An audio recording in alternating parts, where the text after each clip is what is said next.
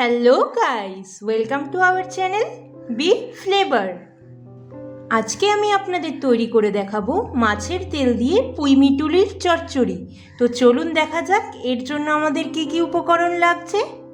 সবার প্রথমে এখানে লাগছে আমাদের পুঁইমিটুলি, ছোট ছোট করে কেটে নেওয়া বেগুন, পেঁয়াজ কুচি, টমেটো কুচি, গোটা রসুন আর চেরা কাঁচা লঙ্কা, পরিষ্কার করে ধুয়ে নেওয়া মাছের তেল, হলুদ, লবণ আর চিনি।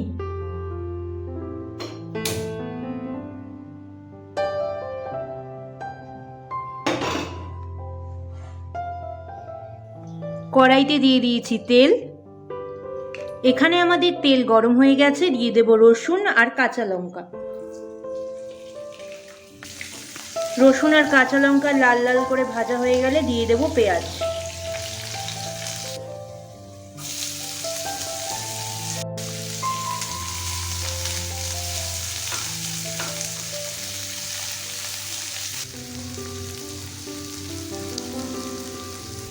দিয়ে দেব কেটে রাখা বেগুন,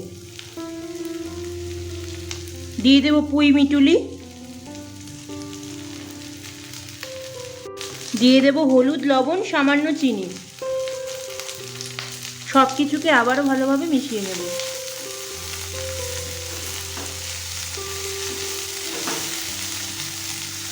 সব কিছু যাতে সেদ্ধ হয়ে যায় তার জন্য কিছুক্ষণ ঢেকে দেব।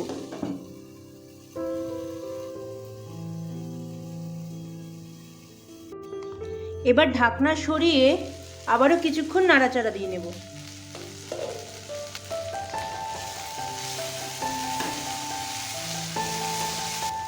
এবার এর মধ্যে দিয়ে দেব টমেটো। আবারও নাড়াচাড়া করে ঢাকা দিয়ে রাখবো।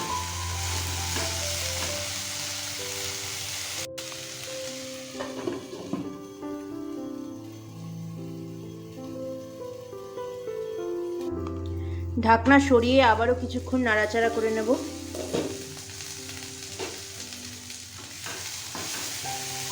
এখানে আমাদের সব সেদ্ধ হয়ে গেছে।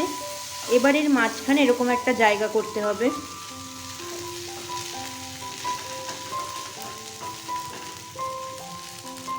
এবার এর মাছ বরাবর দিয়ে দেব মাছের তেল।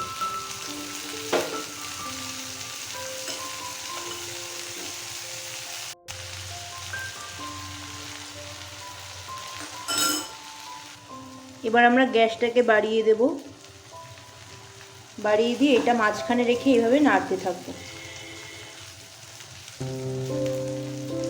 আর এখানে মনে রাখতে হবে সবজিগুলো ভাজার সময় যেন একদম কম তেলে ভাজা হয়, কারণ মাছের যে তেলটা বেরোবে সেটাতে অনেক তেল হয়ে যাবে পরে।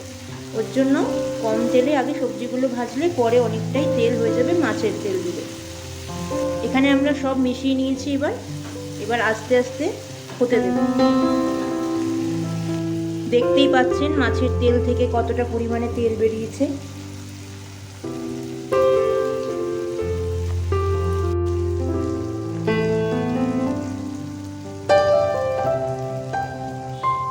যতক্ষণ না এটার মধ্যে থেকে একটা আষ্টে গন্ধ যাচ্ছে ততক্ষণ আমরা ভেজে নেব। এখানে আমাদের রান্না হয়ে গেছে। এবার এটা আমরা পরিবেশন করে নেব। ব্যাস তৈরি হয়ে গেল আমাদের আজকের রেসিপি, মাছের তেল দিয়ে পুঁইমিটুলির চচ্চড়ি। আজকের আমার রেসিপিটা যদি আপনাদের ভালো লেগে থাকে তাহলে অবশ্যই like, comment, share and subscribe করে দেবেন। আর অবশ্যই এটা আপনারা গরম ভাতের সাথে ট্রাই করবেন। আশা করি আপনাদের ভালো লাগবে। ভিডিওটা এখানেই শেষ করছি। দেখা হবে আগামীকাল নতুন পর্বে নতুন আরেকটা রেসিপি নিয়ে।